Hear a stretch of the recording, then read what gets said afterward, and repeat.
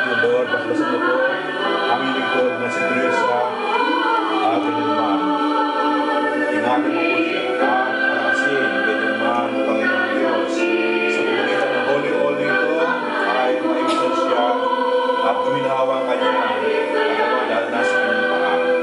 Anumang sakit o Panginoon Diyos, anuman kanyang naramdaman sa pati ito ng kanyang katawan, ipagkaloob mo po, O Diyos, ang iyong healing, ang iyong paggamot sa kanyang katawan, sa Espiritu, sa kaluluwa, Panginoon Diyos. Bless you, O Lord, with abundance of your grace and the gifts of healing, both now and forever. Iniwala kami, O Lord, sa iyong kapangyarihan, ay pagkaloob mo po ang power of healing sa iyong lingkod na si Teresa.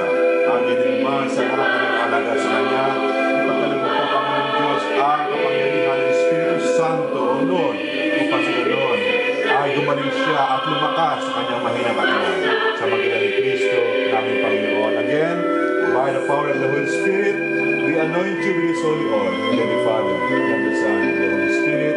And we ask God's blessings to you, both now and forevermore. All this we ask through Jesus Christ, our Lord. Christ, Amen. Okay, through Jesus Christ lahat, ha? Through Jesus Christ, right? Okay, very good.